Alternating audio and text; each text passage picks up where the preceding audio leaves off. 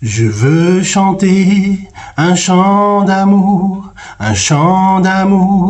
d'adoration. Je lève mes mains en ton nom.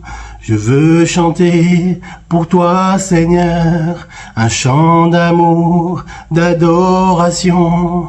Je lève mes mains en ton nom.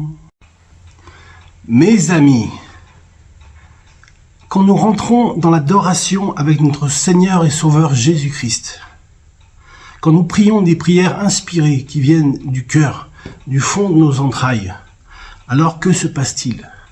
Alors nous rentrons dans l'adoration comme au sens du psaume 150, que tout ce qui respire loue l'Éternel.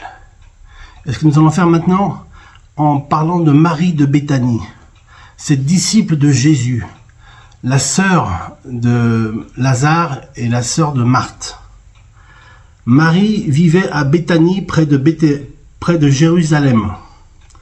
L'exemple parfait de ce que c'est que l'adoration. C'est pour ça que le thème, c'est une louange qui coûte au départ, mais au final qui rapporte.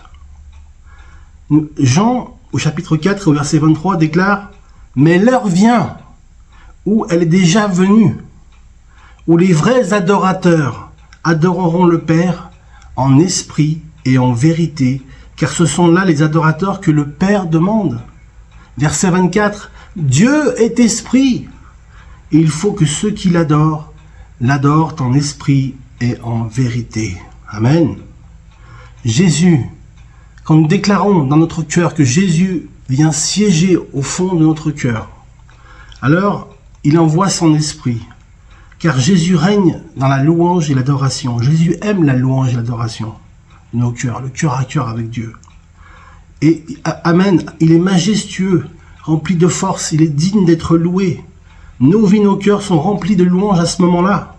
L'adoration est possible. Merci Seigneur pour l'adoration. Merci pour le cœur à cœur si précieux pour nous encourager, pour nous édifier, pour que son peuple se prosterne devant lui. Adorer Dieu, c'est se prosterner devant lui.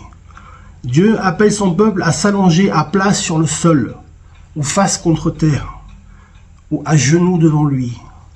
Dieu te voit, mon frère, ma sœur, t'allonger devant le Seigneur. Là, il te voit. À chaque fois que tu fais cet acte, il le voit.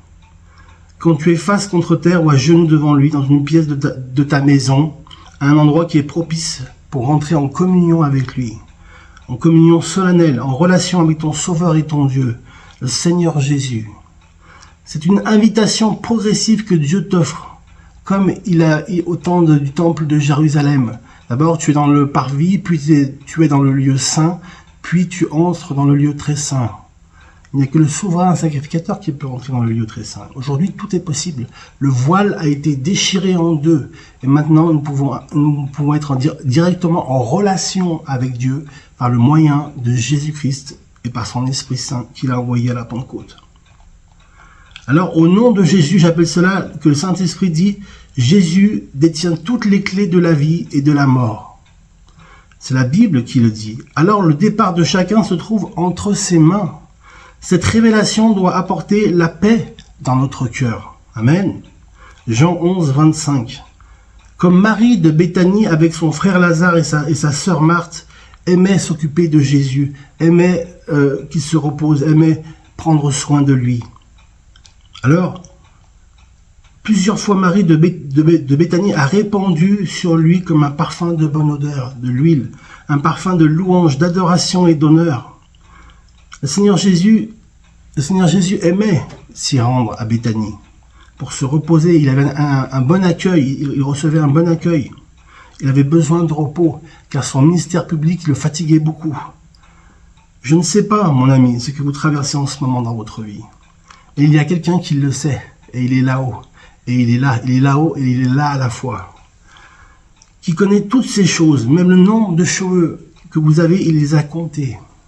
Il dit dans sa parole, dans la parole de Dieu, qu'il recueille chaque larme et les met dans une outre, dans un lieu céleste. Chaque chagrin est marqué par lui. Lui qui compte les étoiles et aucun scientifique aujourd'hui ne peut compter les étoiles tellement elles sont nombreuses. Elles sont innombrables. Amen. Lui qui a créé les étoiles et les appelle par leur nom. Il guérit ceux qui ont le cœur brisé. Amen.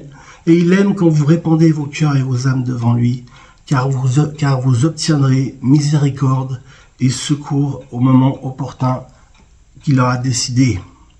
Hébreux chapitre 4 verset 16 et 1 Pierre 1. Voilà. Non, il n'a envoyé personne à sa place. Jésus n'a envoyé personne à sa place. Ni un prophète, ni un personnage biblique de plus. Mais Dieu le Père, avec l'accord du Fils, ont décidé d'envoyer Jésus-Christ sur la terre. Il est venu en personne, en personne. Jésus est venu en personne, lui le Fils de Dieu, sur la terre pour te rencontrer, pour me rencontrer et pour te sauver. Amen. Il te propose une vie nouvelle et éternelle que lui seul peut te donner. Il n'y a de salut en aucun autre. Il incarne l'amour de Dieu, la lumière qui brille avec toute la vie de Jésus qui vient en nous et qui dit, oui, avec Jésus, j'ai cette vie nouvelle, vie nouvelle. J'aimerais t'inciter à lire le psaume 150. Que tout ce qui respire acclame l'Éternel, acclame le Seigneur Jésus. Lisez la Bible, mes amis. Toute la vérité est relatée dans ce livre, la parole de Dieu, un best-seller mondial, traduit dans toutes les langues presque, toutes les langues connues. Que Dieu vous garde et vous bénisse, et à très bientôt.